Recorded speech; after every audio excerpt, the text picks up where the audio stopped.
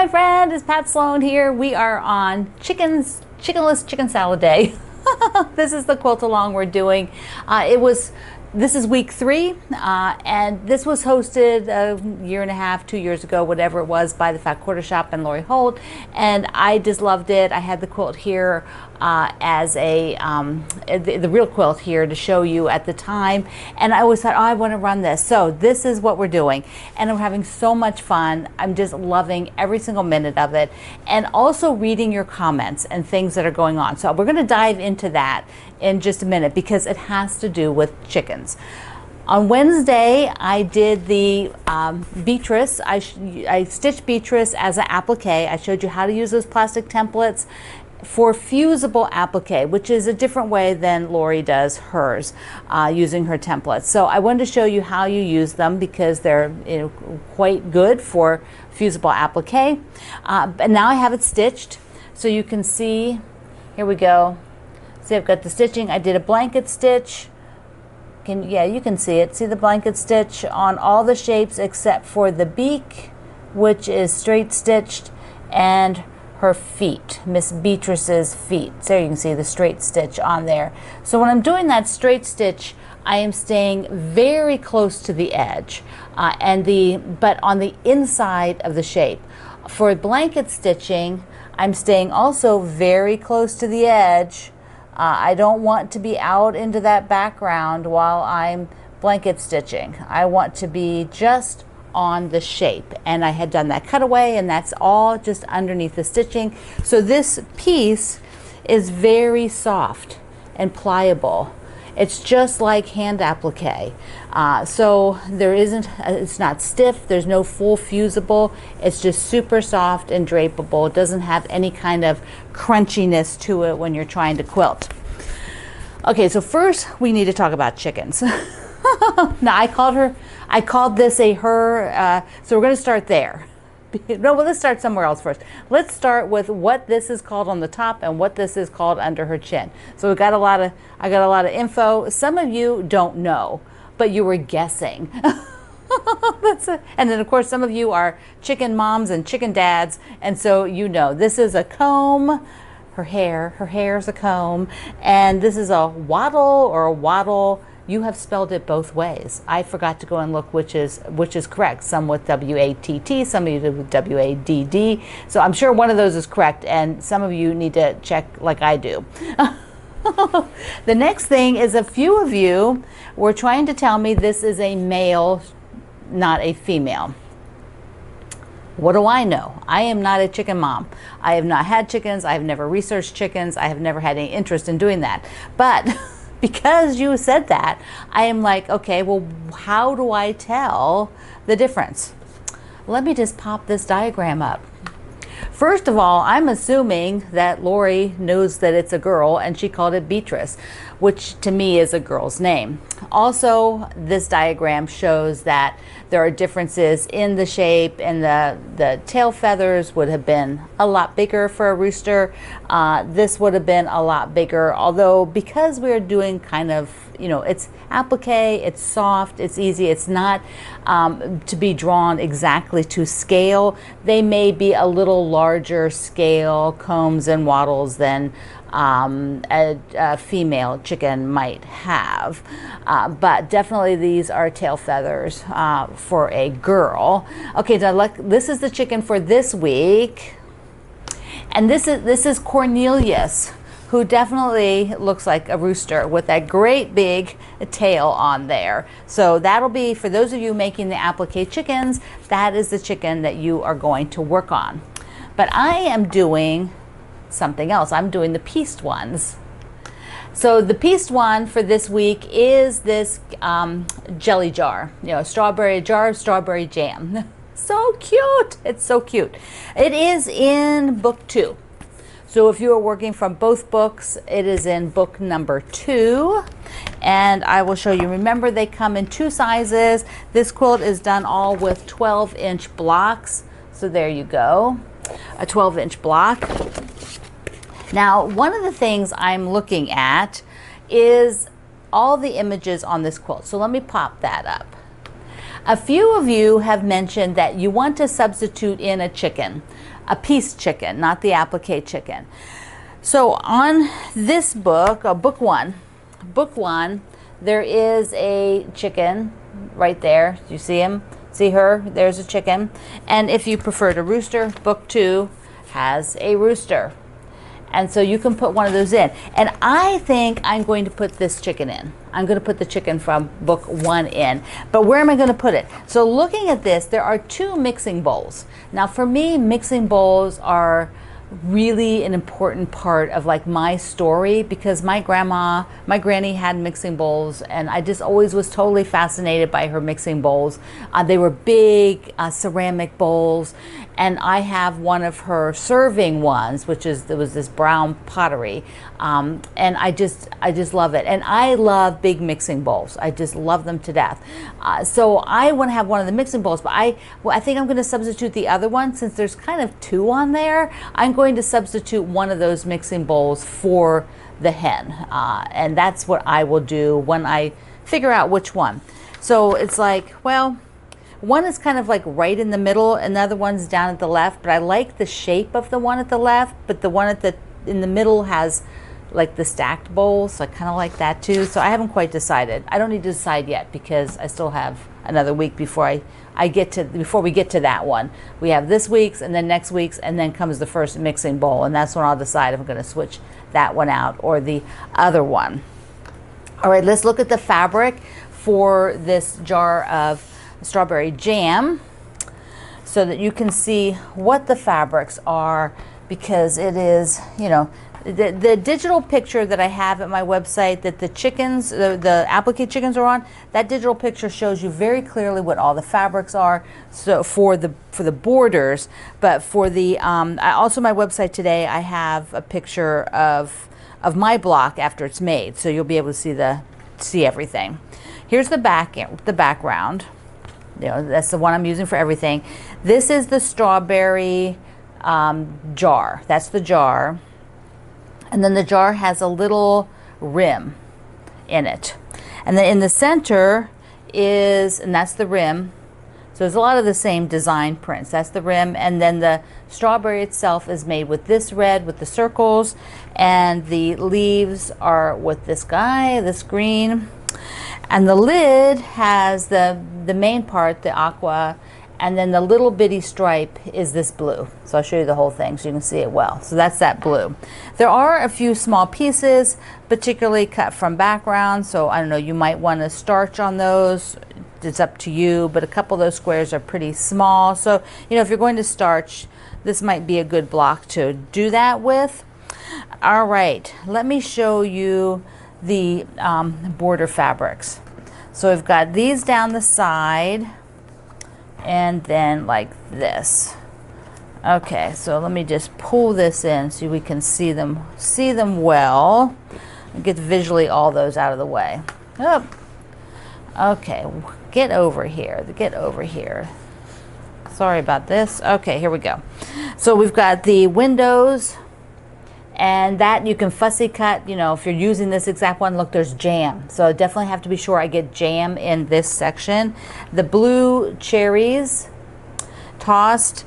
This piece with all the kind of fruits, and it's got the yellow pears. The roosters on the grid work looks so much like my granny's wallpaper. and then the cherries again on pink. So this is where the block goes here, and then there's the border. Okay, so what I'll do is I'm going to start cutting up what's that little bug? I'm going to cut up the shapes, and then I will show you before I sew it, you know, the jam jar, so that you can see the different parts. And I will use the alpha bitties, to sort of, these guys, you know, package of these guys to keep track, because there are quite a few pieces for this one. So let me cut it out, have it all on the design board labeled so you can see what it looks like. Well, the jam jar is tiny bit problematic for fussy cutting because it's not out near the edge. There is one up here, but it's going to be so close to the top that it's just not worth it, and it won't catch that one. So I'm going to have to fussy cut more inside. I mean, over here, the next jam jars from here, it's just the same distance as from there. And so I will fussy cut. I will fussy cut so that the jam jar is kind of in the middle. And, well, you know, it's just the way it is because I want to have it.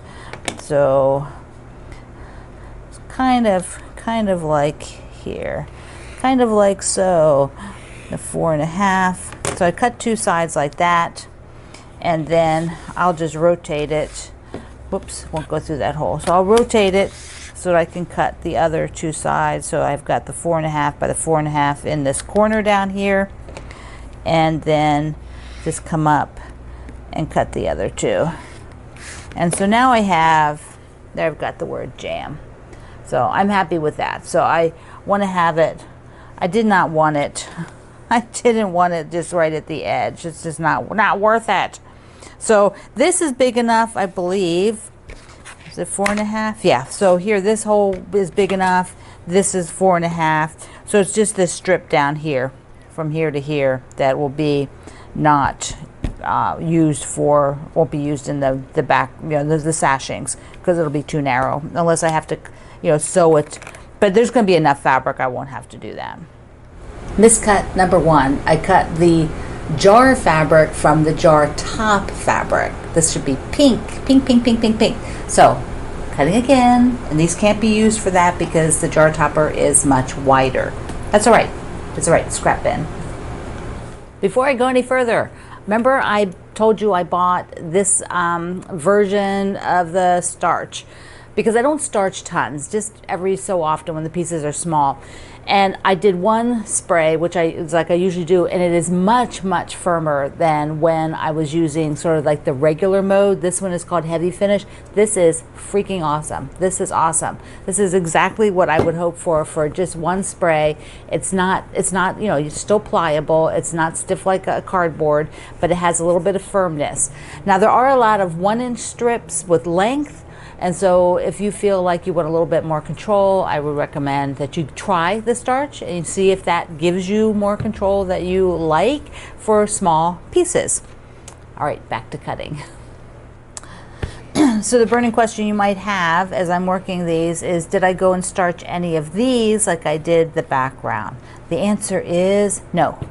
No, I didn't, because I just didn't want to take the time. So there were nothing else to starch, just the white pieces. And it was just more of an experiment, although I did get these little tiny ones, so they're a little bit firmer, which is nice. You know, could I starch all these? Yep, but I'm not going to. So I lied. I went ahead and just starched this little bit because it's like a 1-inch wide strip for the little band on the jar.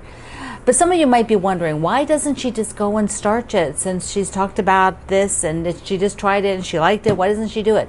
It's like, I'm not really set up for a lot of starching. I don't really want to soak my nice ironing board cover. I don't want it all full of starch. That means I have to cover it, or I have to starch, you know, spray outside, and it is like 98 degrees outside right now. I don't really feel like doing that out there, and I'm used to working with stuff unstarched. That's really not a big deal to me, but I thought, you know what, I'm just going to spray just a little bit here, you know, and just a few of the pieces. So anyways, that's why.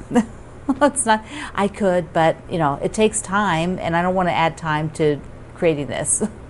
It's just me.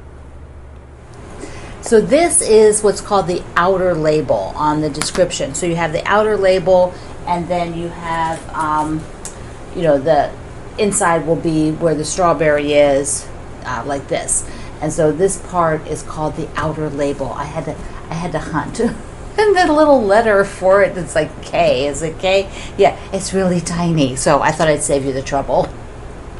Here everything is laid out with the alphabeties, so I know all the letters.